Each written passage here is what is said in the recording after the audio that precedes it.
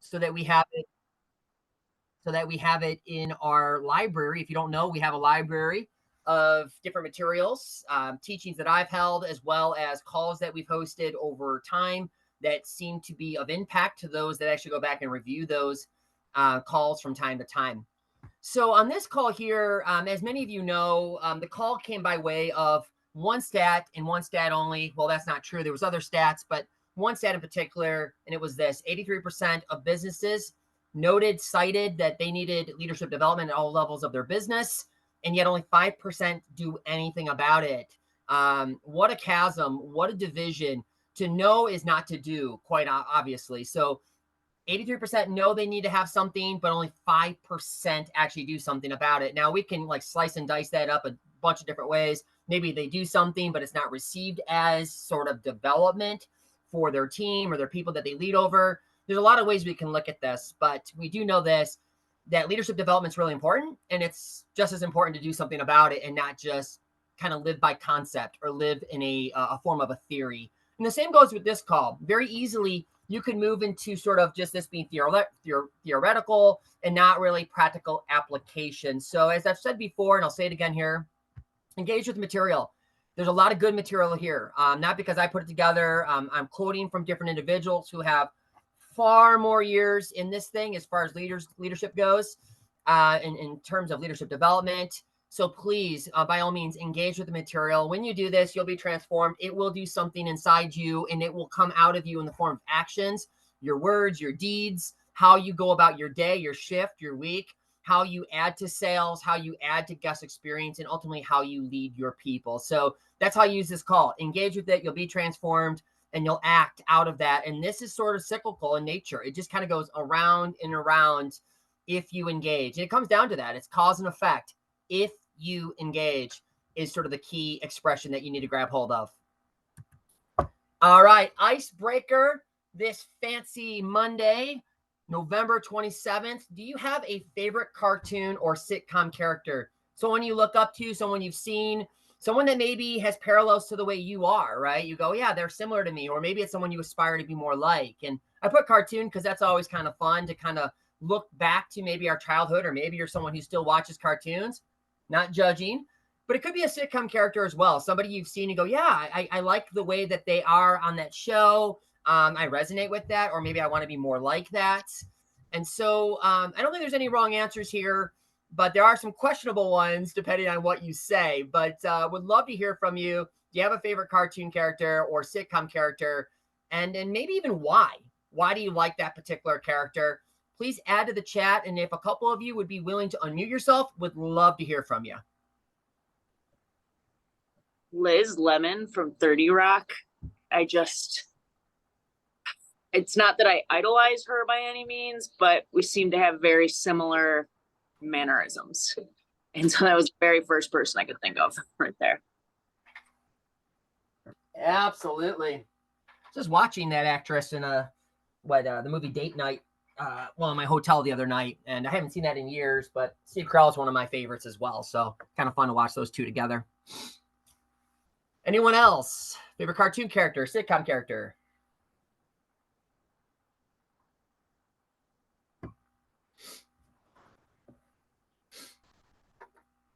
Think young.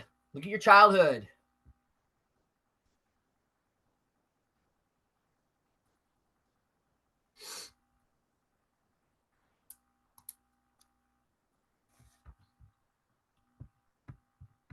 Adding to the chat.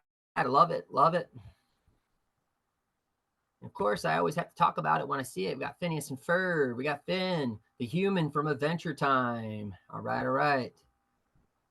Keep it going, Austin. Welcome to the call, Austin.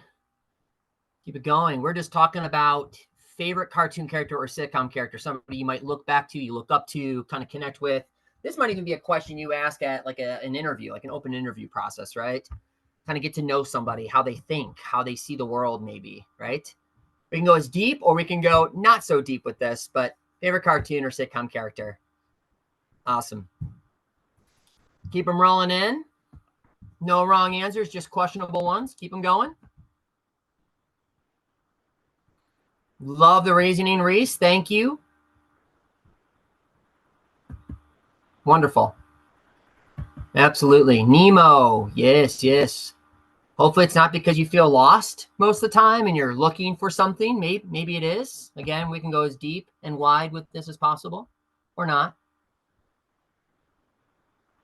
Carlton Banks from the Fresh Prince. Yep, I can see that, Devin. All right.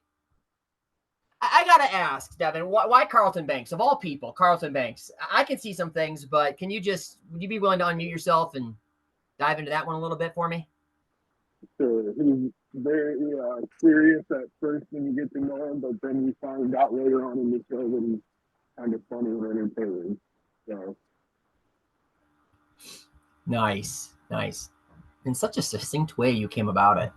I don't think I opened this call up thinking that there would be Carlton Banks being spoken of from Fresh Prince. And yet here we are today. I love it. Love it. All right. So thank you for joining up with the icebreaker. If you haven't put one in there as far as in the chat, would love to read it at a later time. Something to think about, something to maybe to utilize in an open interview process. And it could be somewhat telling based on what they say, right? All right. So just a little review from last month. It seems like forever ago. We had our September and October calls were actually pretty close together. I think we had one deep September and then like early October. And so they felt really kind of back to back.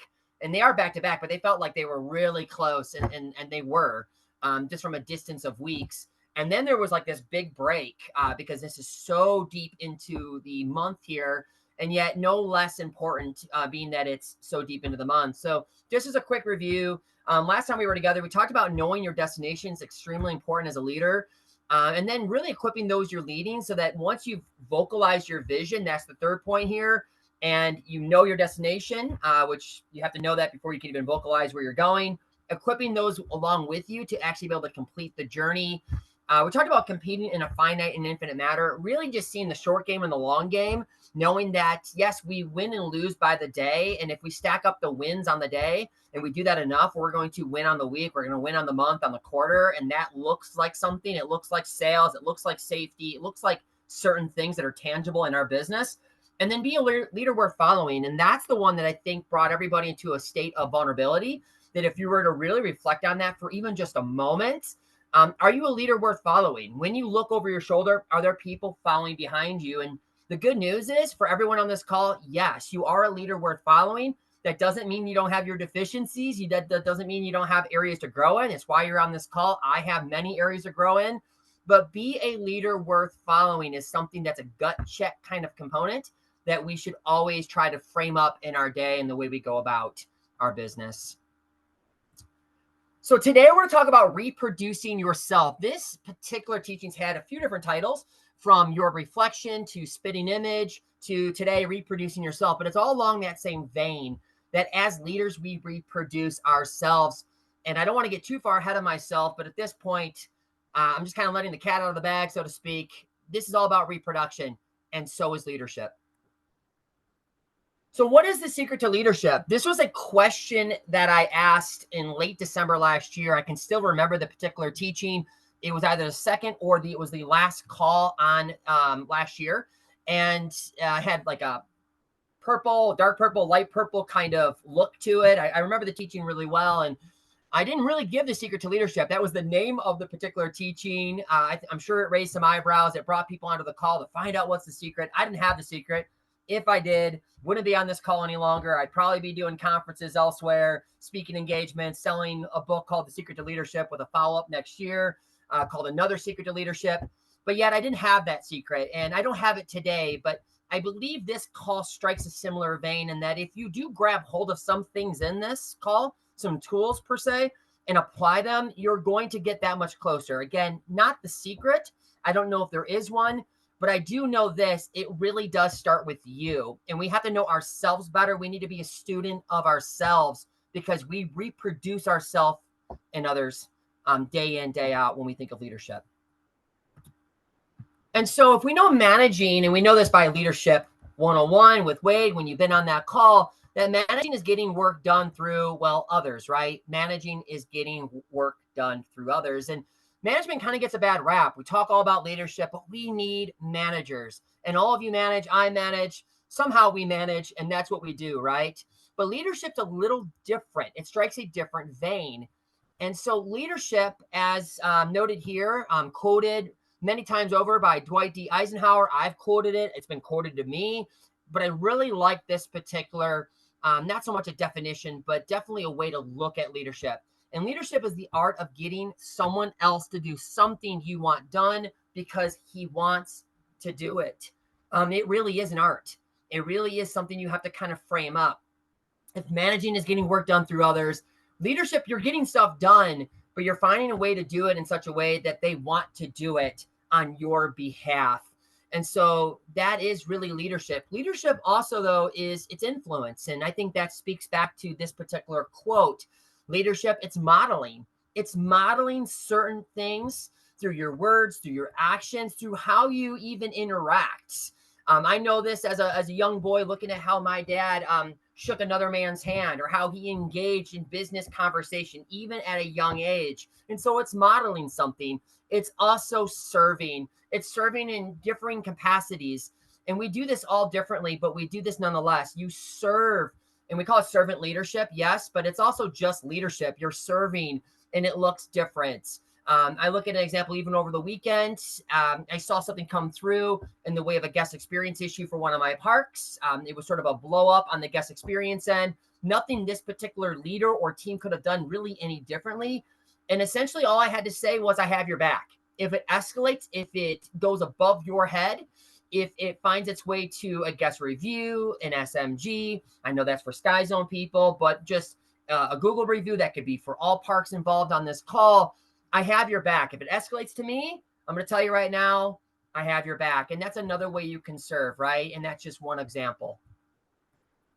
So as leaders, we may teach what we know, but we reproduce who we are.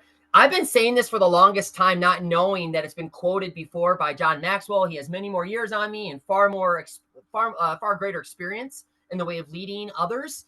And yet, this particular truth is something that I've been endeared to for many, many years. It's one thing to teach what you know. It's another thing to reproduce who you are. And that's ultimately what we're doing. Leaders reproduce. Leadership is reproduction at its very core. And yet you can only give what you have. I have vocalized this time and time again. This is a favorite expression of mine. I utilize it in my park walks. I utilize it on my tribe calls. That's a call that I host usually every Monday with my 5 parks. But you can only give what you have. Again, another gut check component. If you don't have it to give, you can't give it. If you're on empty, you can't give it. If someone asks for a $100 bill and you don't have one in your wallet, you can't give it. You might be able to go to the ATM, but at that present moment, you don't have it, right? You can only give what you have. And so I would advise you to keep growing, right? Fill up in different ways. Read audiobooks, podcasts, YouTube, calls like this one, right? Asking for feedback. There's a multitude of ways in which you can grow, and you must continue to grow. Why? Because you can only give what you have. If you have certain deficiencies in your team and you know this and you see this for yourself, there's a high probability as a leader, it stems from you. Now, that's not a knock. That's not to make anybody feel guilty here on this Monday. If you're looking back at your guest experience or maybe lack of sales on the weekend or whatever it might be, wherever the deficiencies are, there's a high probability that it's coming from the leadership end, right? And we need to grow ourselves because we can only give what we have. So I just want to pause for a moment. In areas of growing, what are some things that you've done on your end?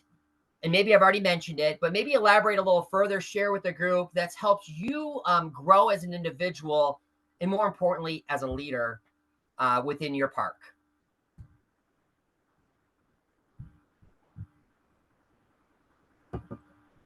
I'll share something I did years ago. It wasn't necessarily for the park. But when I was coaching basketball and I was still an assistant coach, I went around and asked all of my players what they thought about me as a coach. And you would think that the feedback I got from a bunch of like 14, 15, and 16-year-olds was actually really telling, and it was all true. They said that the biggest thing about me, they said, was, they're like, you're a great coach. You really care about us, and you see that.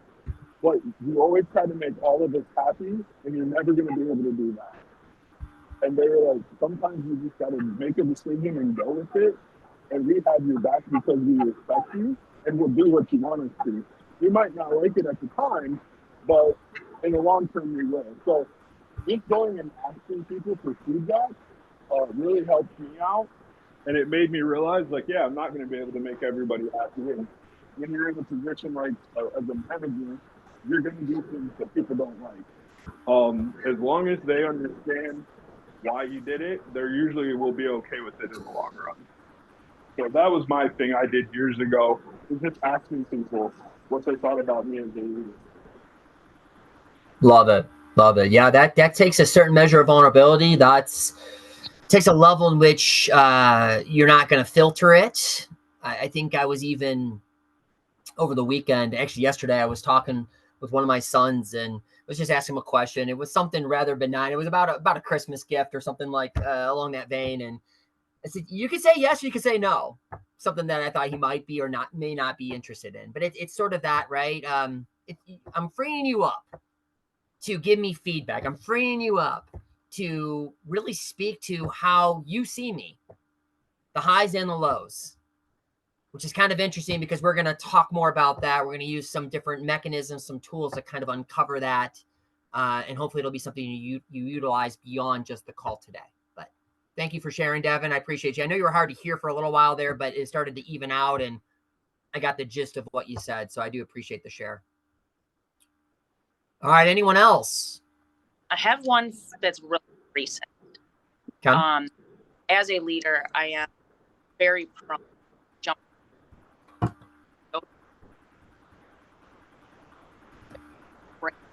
You're breaking up, Stephanie, quite a bit. What?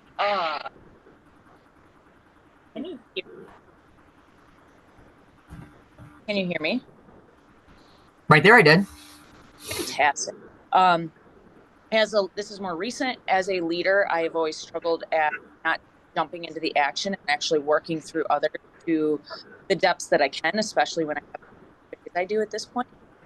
And one of the things recently you actually said to me, which has absolutely stuck with me, is give it away, give it away, give it away. And this weekend, that was absolutely running through me to the point where, and I know that this isn't always possible, but to the point where I wasn't even allowing myself to jump on a register. I wasn't allowing myself to just jump in anywhere. It was always what are you doing? How can we move you over here? And then pulling them into this whole act of give it away, work through your team. And I know it seems simple to others, about a lot, but this is always an area of has always been an area of opportunity for me. So it's just something that this is just something that I'm reproducing, that I'm working through and I'm reproducing. Awesome. Yeah, give it away. Another way to put that is resist the itch, right? Resist the itch. For you, there's a tendency to want to kind of jump in. And we're not talking that you're not willing to jump in and support your team. You do that all the time, sometimes to your detriment. I think we're talking about that end of the spectrum. And you better than anyone knows you, right? So like, you're not going to be at risk of like not jumping in when needed, but it's resisting the itch. It's recognizing that you potentially could be robbing others of being developed and growing as a result of, well, to be honest, going through something that might be a little bit challenging, and it actually might be character producing just because you put them in a position to have to kind of tough it out a little bit, to be a little gritty, right? Kind of get down and press in. You're there, yes, but you're learning to not always just jump in and sort of rob them of those opportunities. Resisting the itch is really key. Awesome. Appreciate the share. All right. Well, keep growing. Keep growing. Grab something. Maybe it's a mentor. Maybe it's a particular book series, like I said, or a podcast, a particular leader that you really enjoy. This is an area too that there has to be some humility, there has to be vulnerability, and also if you've been somebody that others have reached out to, and maybe you're expanded beyond your capacity. Maybe you even feel a little guilty about this. I know I do. As I was putting this together, I'm like, well, some people have sought me out, and I haven't always been as quick as I would like to get back. And that's not because I'm being intentionally, I'm not looking to be negligent or intentionally deceptive in my motives. I'm always looking to press in and help grow others around me. But as human beings go, sometimes we get stretched beyond our capacity. And it's sort of like that model of, when you're flying in a plane, they give you the little run around right before you take off from the tarmac, and they tell you what, right? If the mask comes down, put it on yourself first before you put it on your neighbor, right? Before you help out the guy next to you. Why? Because you got to take care of yourself first. Because if you don't, you're not going to be able to take care of the person next to you. And so sometimes I can overextend myself. And so also have a measure of forgiveness and grace allowance for yourself, because sometimes when maybe you're the one that's being asked, in hopes of helping further growing happen for someone else. And just have that flexibility, because the reality is we're all human and we're all growing, and sometimes we overextend ourselves, right? So there's lots of ways you can do this. You can grow through others, through different means, audiobooks, podcasts, YouTube, that sort of thing. But just stay on the cutting edge. Become a student of yourself. Maybe that is the secret to leadership. Not saying it is, but the more you know yourself, the better you'll reproduce those things that are ideal in your workforce. All right. So as true as it is, what you have is the only thing you can give, right? And we know this. It's what you have, and it's what you had to give. But what if we were to flip that around and realize that that also could be the problem, that what you have to give, well, it may have gaps. What you have may have gaps. It may be devoid of certain attributes, certain dynamics that are needed for your team. It's all you had to give, and you're giving it because that you're a good leader, and that's what you're trying to do. That's what you're aspiring to do. But maybe you're deficient in certain areas. And as leadership goes, when you build a team, and this is not a succession planning call, although this could very well be that, you're going to look around and you're going to find people that maybe offset some of your weaknesses. Not that you're not going to grow in your area of struggle, the area that is a weakness, but and I know that you're also going to look for talent around you, individuals who will be more focused in those areas that maybe are just weak areas for you. You'll grow there, but you may never be the strongest there, right? And that's entirely okay. That's why we have teams. One thing that I've done with my teams as of recently, and it's worth noting, again, not a succession planning call, but I've done succession planning sit downs with two out of my 5 parks. And for both those sit downs, they were different from one another, funny enough. And the other 3 I do with the 3 remaining parks, those will be different as well. It's that we sat down and we looked to the team, and we looked to not just filling spots, but really to the individuals involved at the park level. And by doing that, one thing I spelled out, and I'll just call the park out. I called, I was talking with Stephanie. I was talking with Shelby Township. It's the first park I did this with. And I said, there's a Stephanie who leads over a park. We all know her, right? The GM of Shelby Township. Her face is put on some walls in some parks, right? People are aspiring to beat her as far as awards go for next year in certain key categories, right? And yet, there's a Stephanie. She's the GM of Shelby Township. And underneath the Stephanie, and we're not just talking organizational chart, but we could be, there's an Erin, and then there's a Stacy, and the list goes on. There's Maria, and there's leads, and this is a team, and we see this. And if it's done well, it's not just Stephanie, Erin, Stacy, Maria, and so on and so forth. It's a bunch of little Stephanies, right? Because she's reproducing herself. But the good news is it's not just Stephanie. It's Stephanie, and then it's Erin, which has a little bit of Stephanie going on. Stacy just the same. And if we really do this well, there's a little bit of Erin going on within Stephanie, and a little bit of Erin and his leadership and his qualities seen in Stacy, and so on and so forth. And that's leadership, right? It's reproduction. It's iron sharpening iron. It's really looking to the gaps. But to really do this and to actually be able to activate our best version, so to speak, and actually bring those reproductive components down into our team, and to do that with our immediate leaders, well, we need to look at ourselves first, right? We have to be able to see the gaps in ourselves. And so I wanted to show a tool. It's one of many that I have We'll talk about it for a little while, and hopefully you'll decide to utilize it for yourself. Now, it's probably not the easiest tool to utilize here on a Zoom call, but we'll give it a go. I've never walked this through with a group before, and many of you may have seen this. I know a few of you for sure have seen this, and it's called the Johari window. Johari window is seen in psych books, Psychology 101. It's seen in communication books, and it's really about increasing your self-awareness. So think of yourself as being 4 quadrants, and we'll kind of go through these 4 quadrants. And this takes a state of vulnerability. This is not an easy thing to work through. Some of it is, and some of it entirely isn't. But the more you know about yourself, the better off you're going to be. So in these 4 quadrants are the following. First and foremost, there's the open self. Open self is information about you that both you and others know. This is like stated fact. They just have to look at you for 2 minutes and go, oh yeah, Lancey wears glasses. Why? I'm looking right at him. Okay, cool, right? Open self. People know it about you. There's hidden self. This is information about you that you know, but others don't know. You know, they don't know. It's what's going on. It's this rich internal life you got going on that no one else around you knows. Then there's the blind self. This gets to be a little bit more skittish. It's the information about you that you don't know, but others do know. This one really can be unsettling. What do you mean? There's things that people know about me that I don't know? Yes. You know, again, we just had Thanksgiving. It could be something as simple as you had something in your teeth, and for 4 hours you went about your day having conversation, and you go, someone finally says, hey, just so you know, you got something going on right there in your teeth, in your beard. Oh, thanks. That's from 4 hours ago. Totally appreciate you letting me know. 4 hours later. Could be that. Not saying it happened to me. Right? But again, this is blind self. This is information about you that you don't know, but others do know. And it may come available over time. You may know more as a relationship unfolds, as maybe you dig a little deeper into a community such as this, right? The Innovative Heights family, and you have open conversation. Maybe it's things like what Devin said. He just asked his players what they thought of him, right?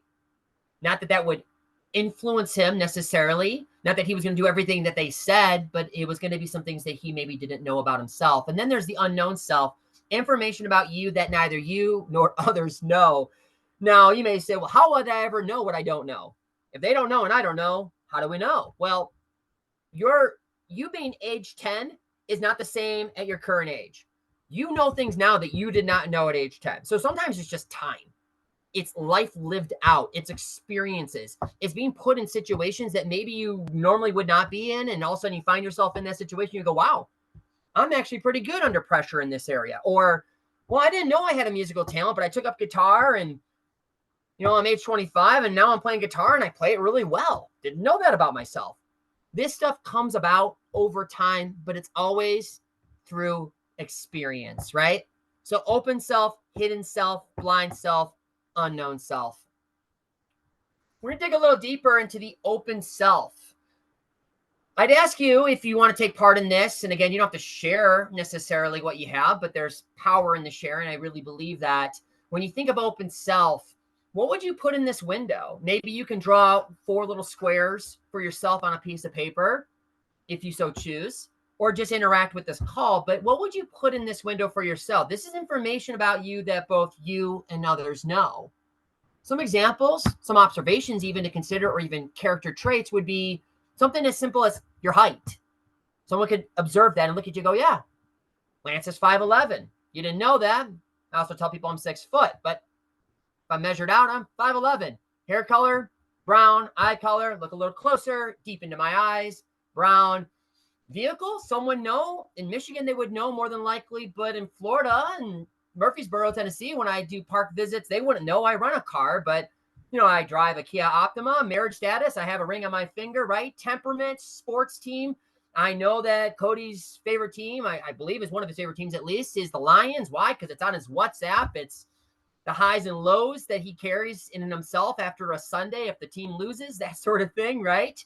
And whether someone's organized, you can just look into an office space and go, yeah, they're organized or they're not all that organized. Those are just really a handful of things, right? But what are some observations about yourself that others could make quickly and they do make about you? and they're known. Anybody care to share?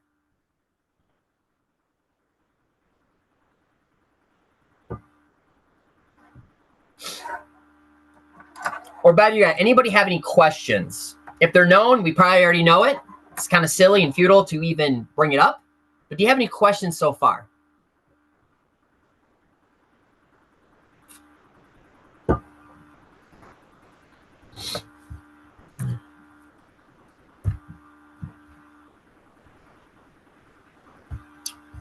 If questions come about, please, by all means, unmute yourself and ask them at a later time. Always open for that. So we're going to move to hidden self. This is unknown to others. Again, information about you that you know, but others don't know. It's the thought bubble above your head. You're thinking it, but no one else really knows it.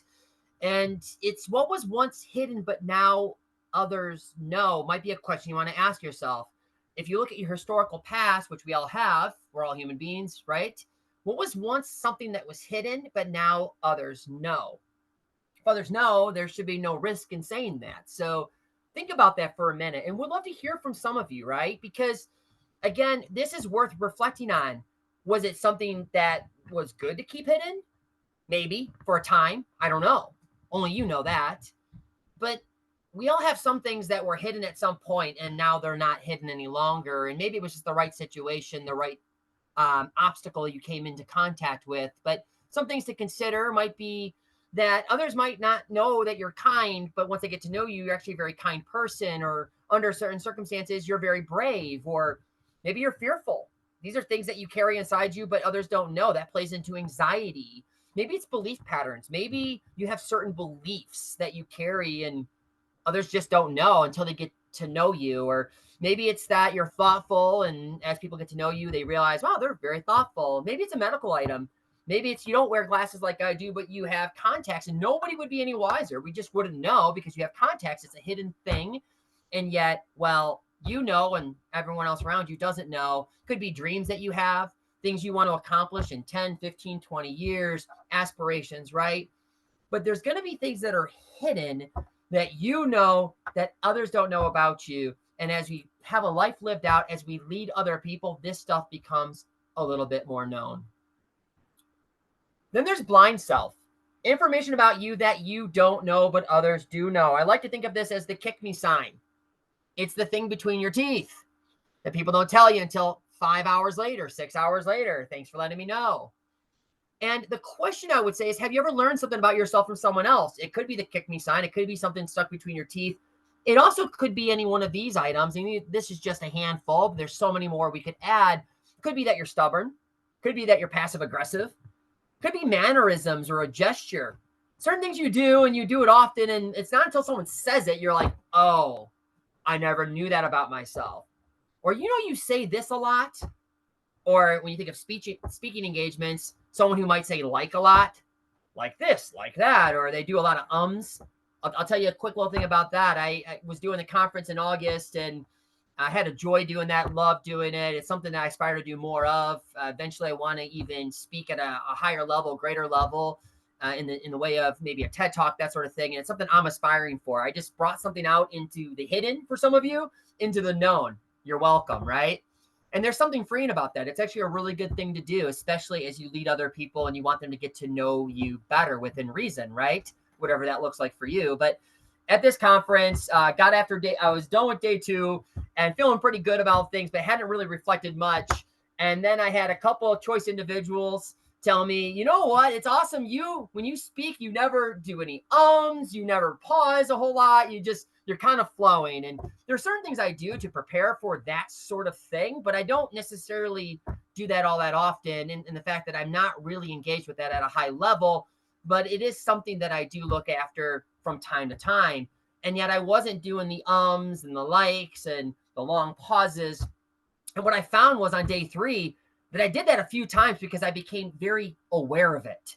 All of a sudden I was like, oh, well, I can't break my record here of not doing any ums.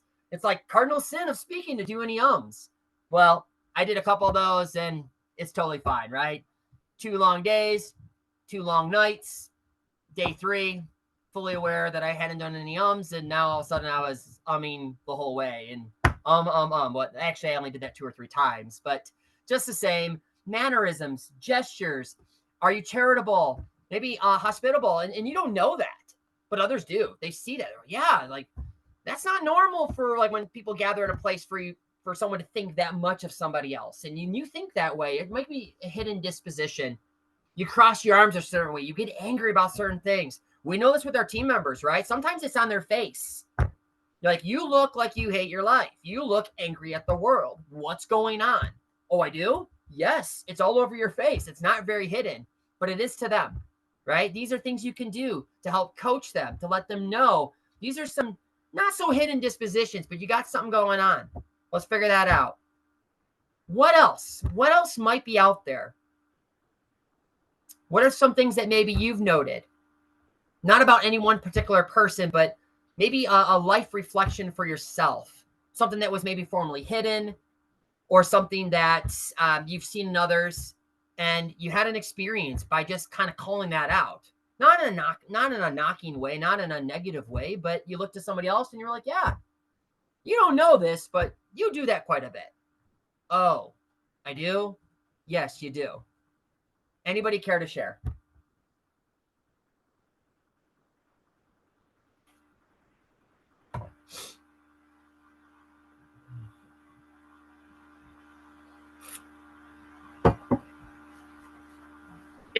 Wise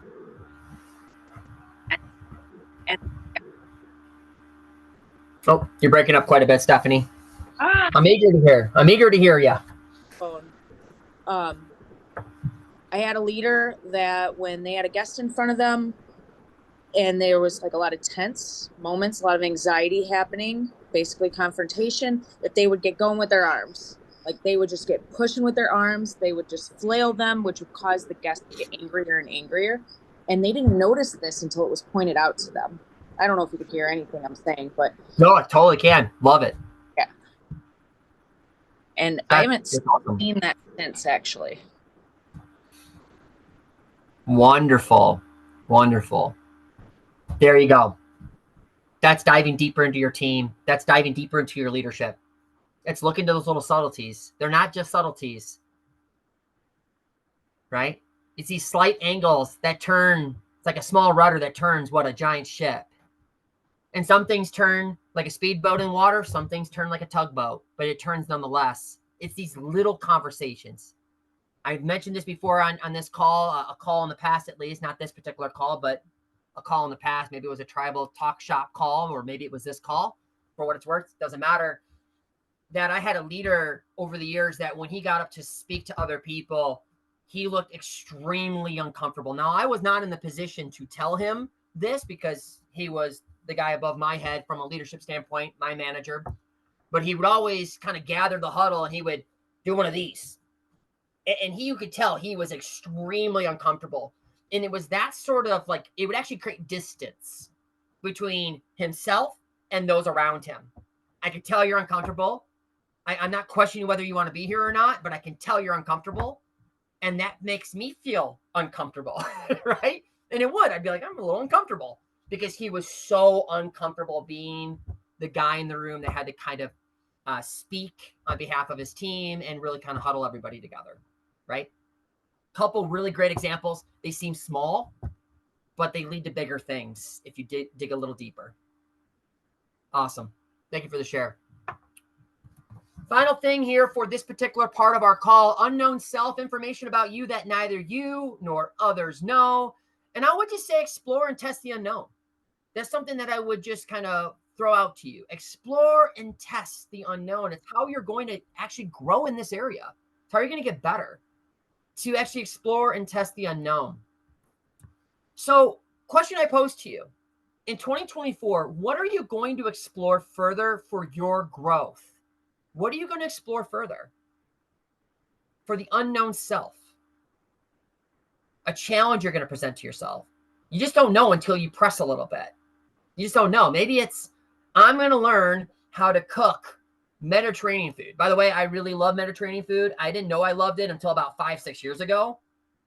I know. At my age, you're telling me you never had Mediterranean food? Yeah, I didn't really have it a whole lot. But then I started eating it about 5 years ago. It's like one of my favorite things to have. That was something that was really an unknown for me. So even at my age, at all your ages, right, we can learn something about ourselves. And so I wouldn't have known that. Now I might find that I'm actually halfway decent at cooking Mediterranean food if I said in 2024 I want to learn how to cook it because I enjoy it and it's kind of pricey and it'd be great to make it at home. Maybe. I'm just throwing that out there. But what is something you're looking to explore further for your growth in 2024? Please add it to the chat. If you want to be so bold to speak up and speak out, would love to hear from you.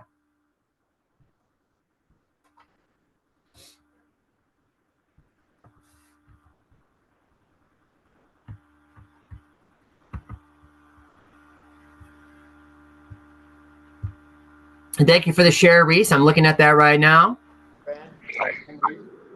Appreciate that, Daniel. Thank you. Awesome. Hi, I'm Bradley. Something I'd like to explore is understanding the psychology and philosophy of others and trying to implement how it can be useful to the work environment. Beautiful.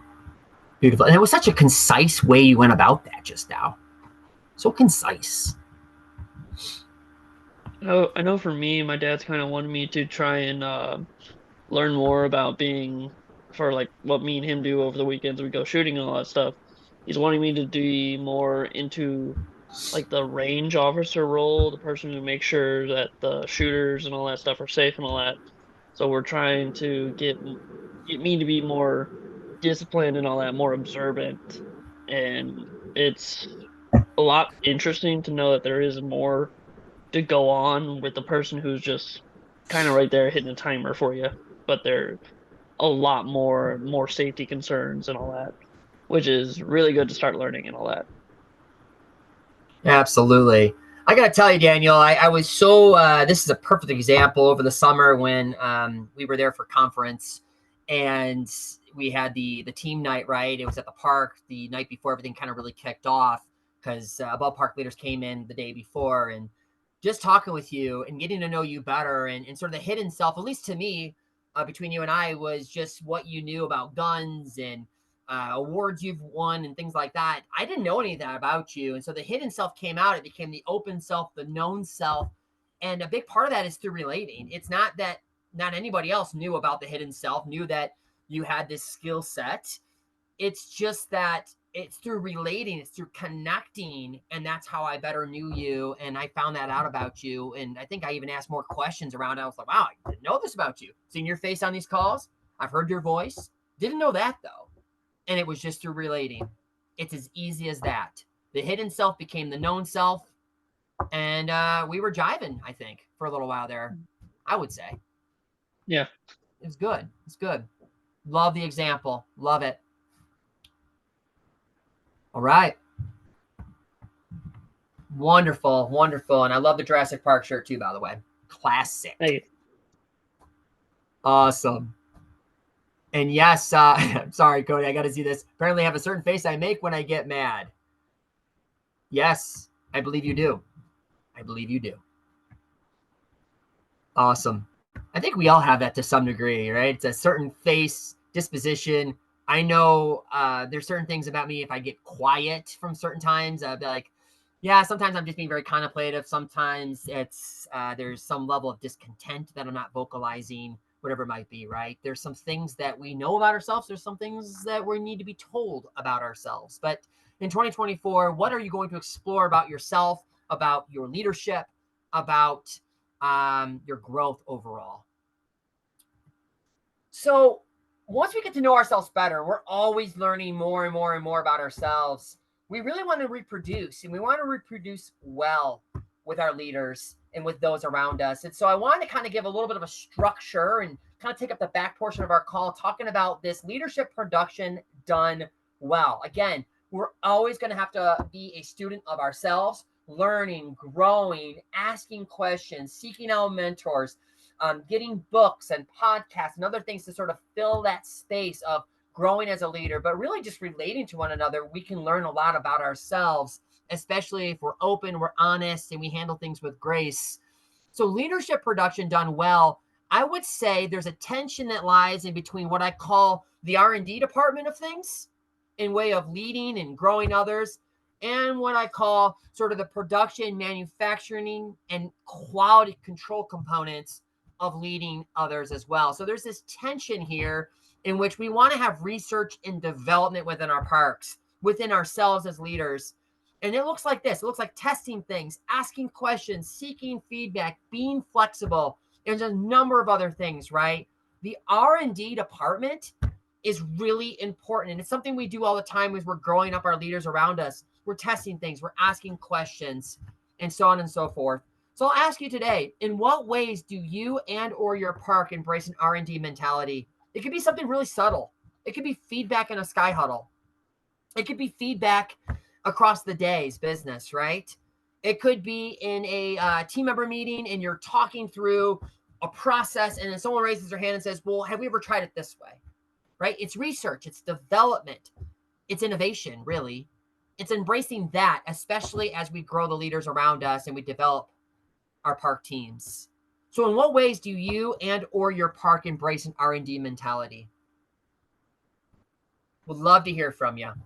Because somebody out there is doing something that no one else is doing. And they just hear it and they go, oh, wow, didn't know that. Didn't know somebody's doing that with a high level of success.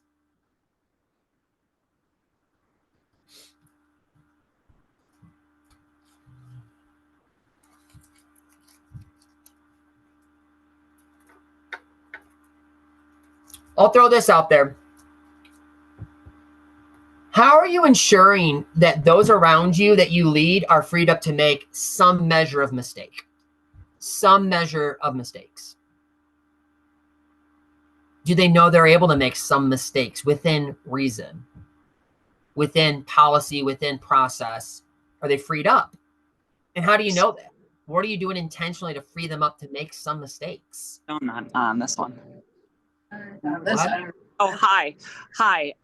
So in Shelby, recently we've noticed that obviously there are team members that make mistakes, and with the management team, we've been really keeping an eye out on, especially, with any team member, especially like court monitors, making sure, they're watching their courts, doing all these types of things. And, retracing and following up with them, what looks wrong on your court? What is something that can improve? What is something you can do better? We've also been having some like one-on-one talk to some team members that we're seeing that maybe aren't pulling their weight or need something that we need to see better from them. So just kind of asking the questions, and like I said, asking questions, testing things from them, and then seeking feedback. Wonderful. Yeah, it may be something as simple, and I appreciate the share. It may be something as simple, and I've done this with parks that I've led at different levels, whether it's an ops manager, a GM, above park leader. It may be something as simple as saying, in tonight's closing notes, I want you to note 2 teachable moments. Even on a slow Tuesday, for sure. Actually, it's even more important on a slow Tuesday. And there's a reason for it being more important, actually. But it's slow and there's opportunity because things have dialed down just a bit to really get into the nitty-gritty of how we do things. But 2 teachable moments. I've seen that turn around parks. Not overnight, but pretty close to it. It's adopting a teaching mentality, a teachable environment. Freeing people up to make some mistakes at a measured level. And out of that's research and development and growth. There's innovation. So next up, manufacturing. And manufacturing involves the transformation of raw materials into a predetermined product, namely a blueprint.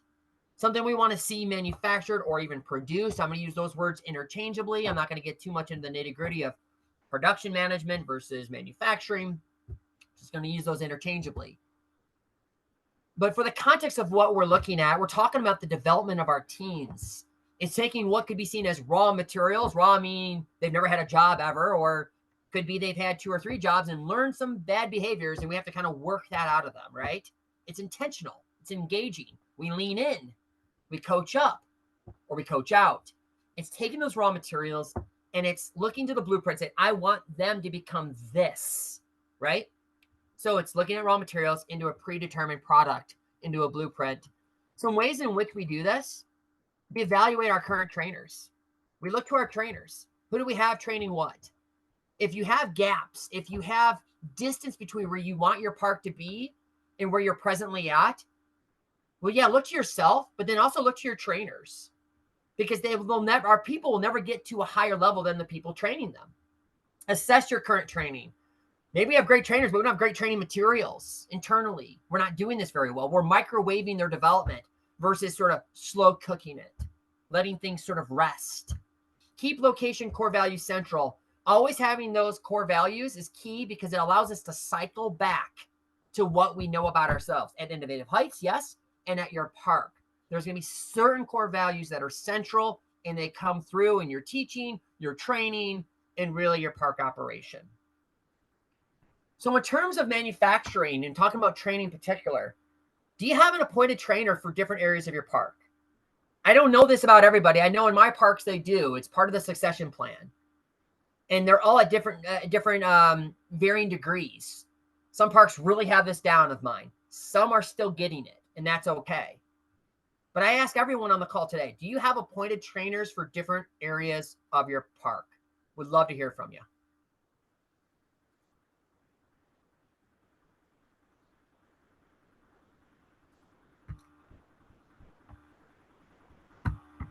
Yes, what we started doing in Grand Rapids was I usually did all the training for about 8 months and then started handing over specific areas to managers. So we've got like Colin started off in maintenance, so he does maintenance trainings.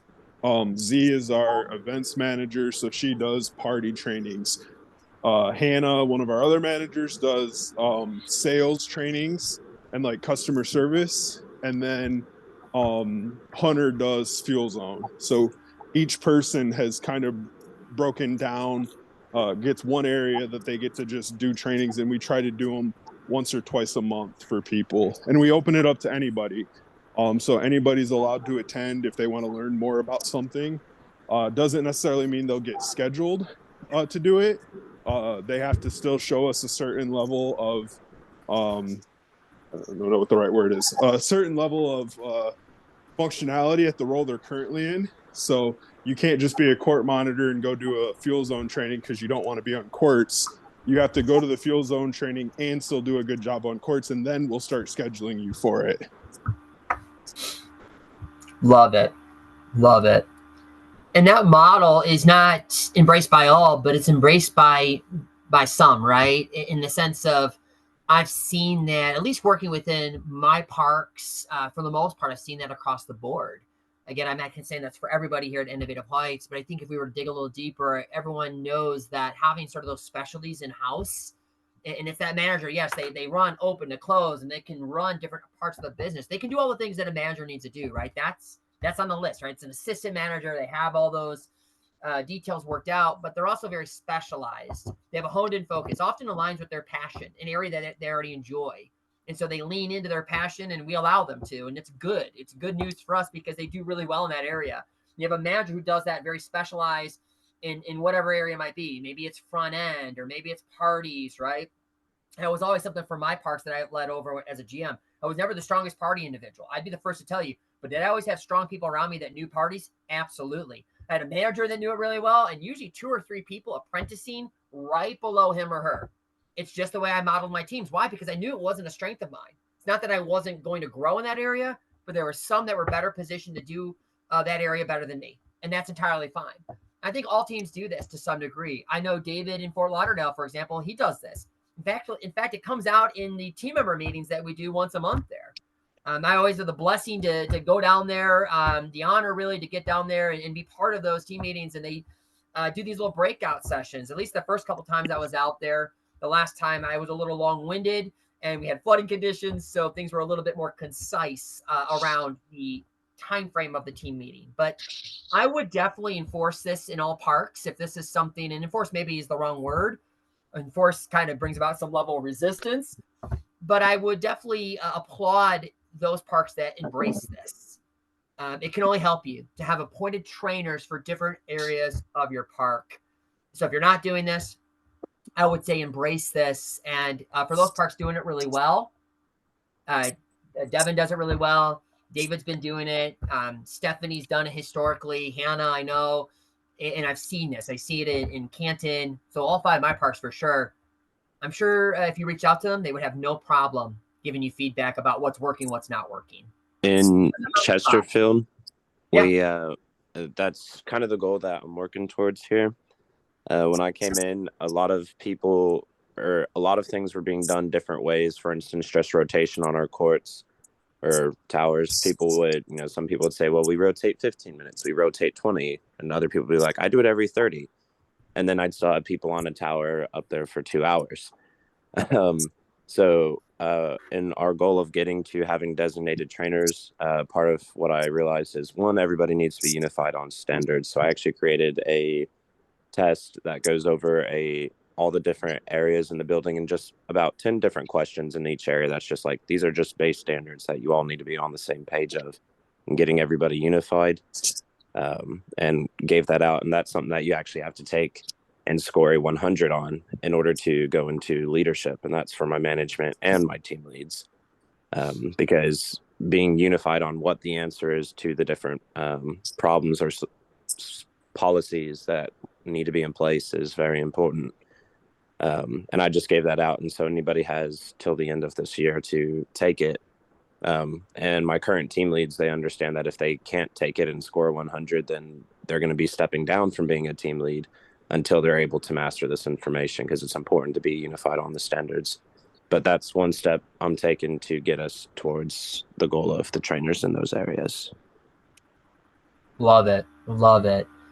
You would benefit from, if you don't already have it, there is a team lead, Innovative Heights team lead process guide that actually kind of gives that process and lays out. I know we're talking trainers and leads are not always the same thing. Like, you can be really good at leading an area as a lead, but not be great at training it. I know that's crazy, but sometimes it's just a different skill. But often they do overlap. But do you have that process guide? I hate to put you on the spot there, but do you have that process guide for training? I did look on the Google Drive, and I remember coming across something, but when I read through it, it wasn't what I was looking for. I think that was more of a training guide, if I remember correctly, than like a just comprehension. Gotcha. Yeah, no, for sure. I think the tools have kind of evolved over time as well to kind of add some other ends to the business, so to speak, and into that particular position. So for sure, I'll see what I can dig up and what maybe you don't have that you need to have. And that's true for anybody on this call. Anything that I have from a resource standpoint, a tool perspective, it's yours. I will freely give what I've been given over the years and what I've been able to kind of put together, with Innovative Heights. So awesome. Appreciate the share.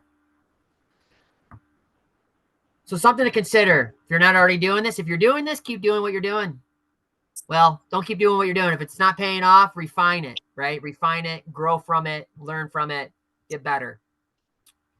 The last part of this leadership reproduction done well really comes down to quality control.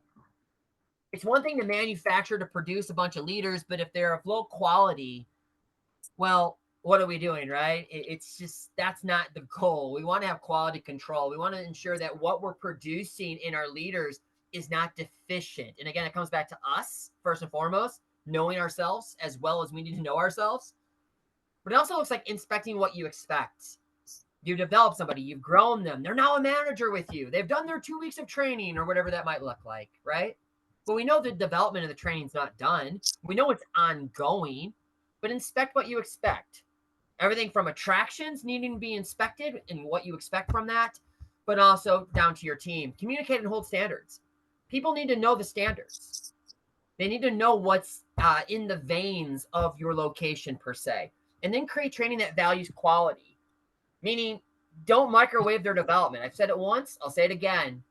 Don't microwave their development. Don't fast track it, because you're going to get the results from that and the output of your team members, of your leads, your leaders, your managers. Create training that values quality. And why quality? Well, before we get to that, I'm going to ask the question, as a leader, how do you ensure that standards are kept in your park? How do you know? What are you doing? Some of my parks use a closing report card. It's literally a way to grade the way the close went. So the next day's business, the next day's MOD, BGL, whatever you want to call it, quarterback. They come in and they are able to grade what happened the night before. That's just one way you could do this. But as a leader, how do you ensure the standards are kept in your park?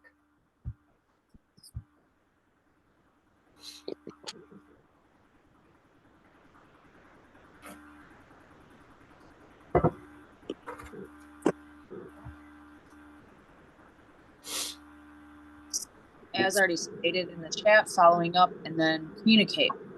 Communicate. There's constant, like that is a constant here. We are in a constant state of communication. What's working, what's not working, while using closing note, while as report card, while as communicating, taking pictures, sending back.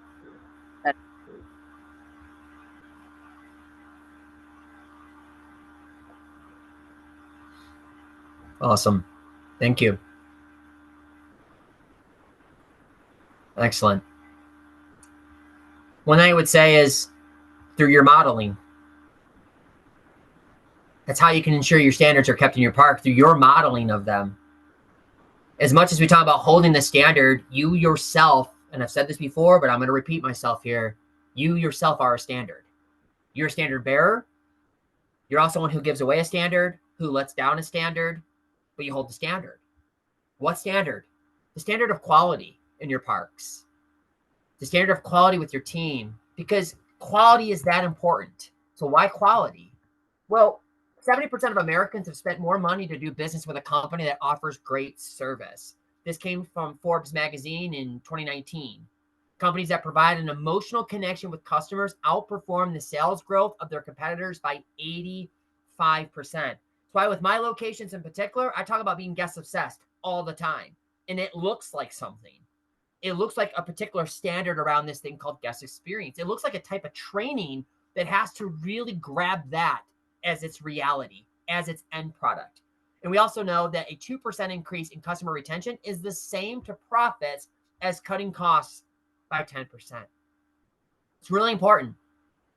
In the sort of dogfight that we're in on any given day between us and any one competitor trying to grab those same dollar bills, right? The entertainment spend from the urban areas to the bowling alleys and everything in between. Why quality? Well, I don't think we can not have quality. If we have a diminished product as a result of a diminished guest experience, we're all going to lose. And so we have to have high quality output from our teams. And so the biggest reason is because of our guest. It's the same guest that's going to come back. It's the same guest that says, yeah, I want that annual pass. I want to keep coming back. I want to do a membership. That's important to me. It's important to my family. It's just that, right? Quality matters. So our goal then needs to be to reproduce numerous high quality leaders while shoring up personal development gaps and strengthening what you already know. That has to be the goal with each and every one of us. So you learn more about yourself. Maybe you haven't done all that much learning yet of yourself, but maybe you will hopefully take some of the tools that you learned today, the Johari window being one of them, looking at how you reproduce, how you look to your training, what maybe some other parks are doing. Might be just a comment left by someone, and it just sort of became something of an itch that you want to scratch. This is the good kind of itch you want to scratch. Go about scratching it. Reach out to that particular leader. Give me more information. Help me out. It sounds like you're doing something that I'm not doing, or you're doing it a little differently, and it sounds like there's some good results there. Lean on each other. Lower the walls. Yes, we're competitive, but we're also the Innovative Heights family. And that's a tension that we're in too. And it's entirely okay to embrace both sides of that equation. In fact, we're better off for it when we do. And so just in summary, reproducing strong leaders requires you looking at you, right? Look at yourself first. Be a student of yourself.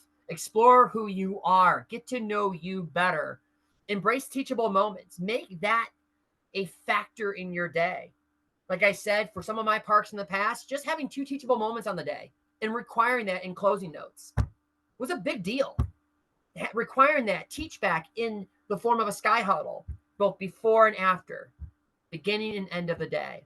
R&D mentality, research and develop, Create a teachable environment where people can fail, where they can fall, where they can fall with a safety net, more importantly, right? An R&D mentality where they can actually grab hold of innovation, thoughtful producing, and doing it with not just, well, it's not automatic. I just have to fill the gaps in my team, the bodies. I got to just kind of place them. No. How are you producing your leaders? How are you producing your team members? How you produce your team members and their ability to be an action monitor, a sales associate, to work events is going to be part of the foundation for them if they ever move into leadership roles within the company. So it starts there. Thoughtful producing of your team members who will eventually be your leaders. And then commitment to quality. Stay committed to it. Don't sell yourself short. You will see the results of it in your guest experience, in your sales, in your repeat slide traffic, jump traffic. You'll see it. So I'm going to ask you all here. I have 2 questions to wrap up our time together, and then we won't be back together until December, and that's TBD. Not sure entirely when we're going to do it, but we're going to do it in December. It's going to be a busy month, a full month, but we're going to get one of these calls down before we head into 2024. So what is your one takeaway from this call that you can put into action? What is your one takeaway from this call that you're going to put into action? Please add it to the chat. We'd love to hear from you.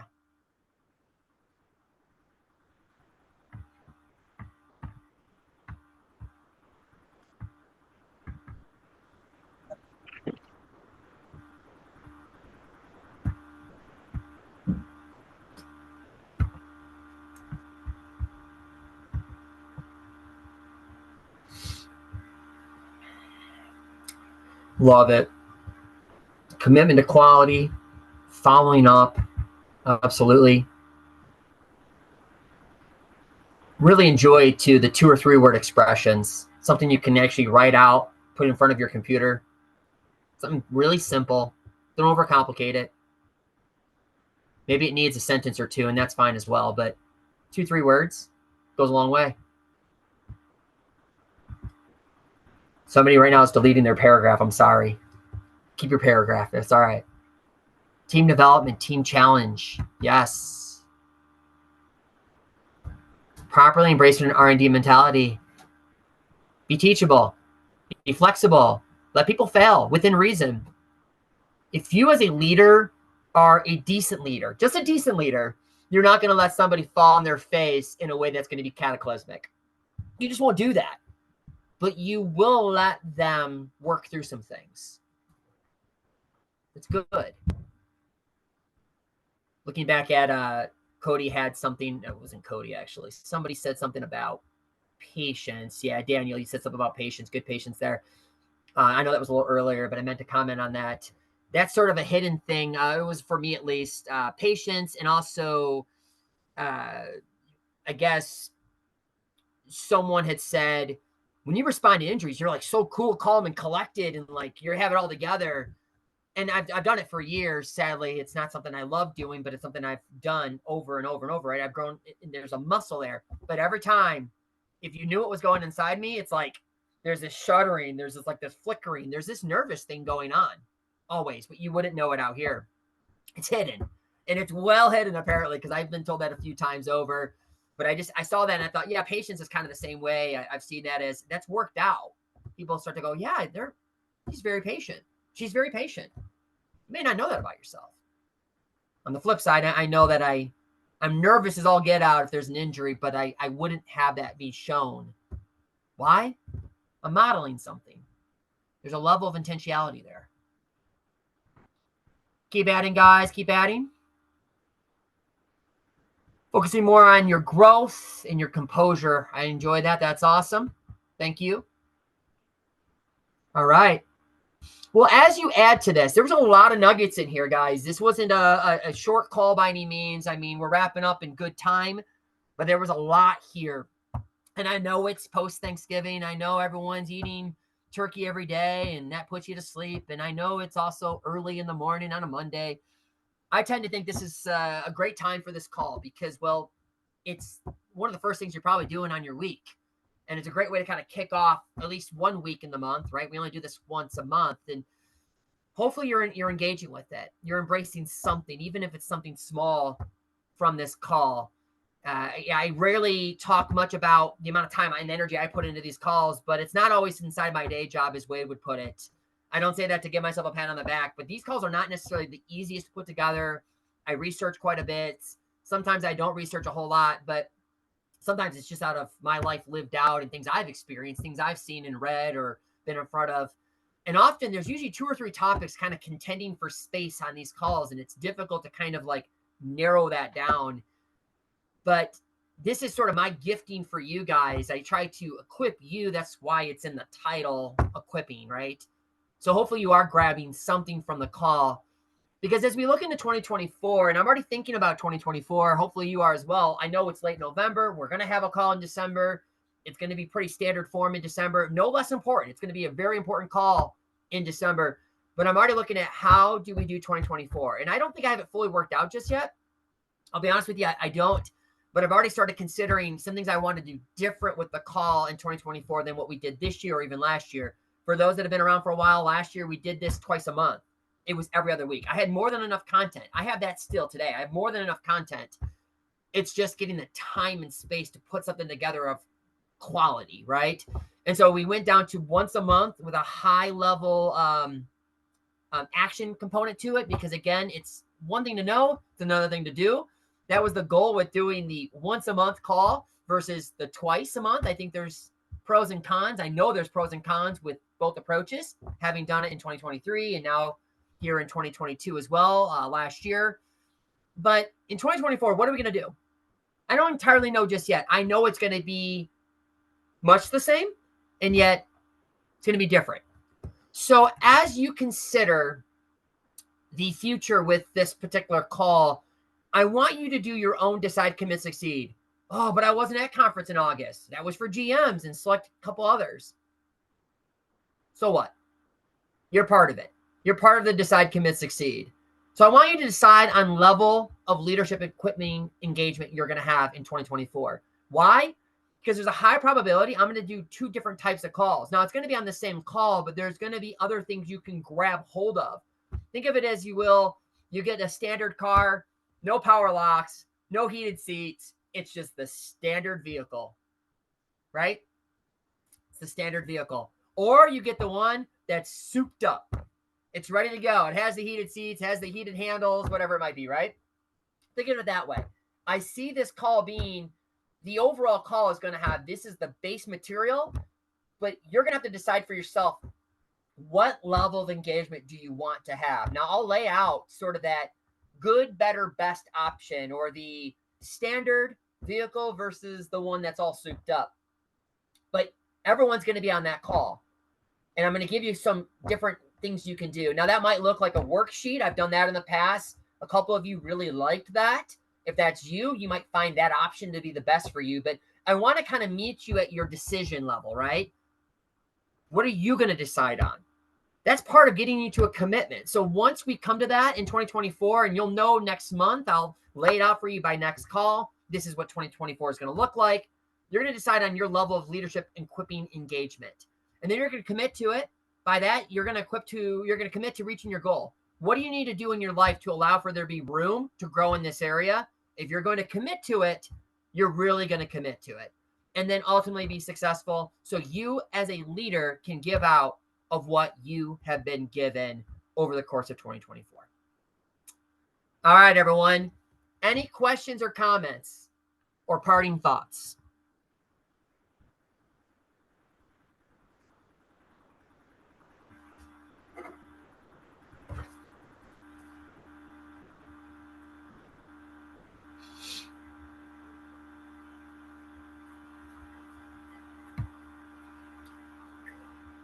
All right. I see the gears turning. All sorts of thoughts being had. Well, hey, guys, thank you so much for joining. Love this call. I enjoy that it's early on a Monday. Hopefully you do as well. Keep working through those Thanksgiving leftovers, and also do something great this week. Share it with your team when you've done it. Do something great both today, this week, and really look forward to a strong 2024. And of course, before we get there, a big time wrap up of 2023. I appreciate you guys.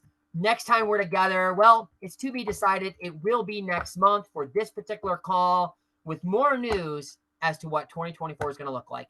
Take care, guys. Thank you so much. Have a great week. Thanks, Lance. Of course. Thank you.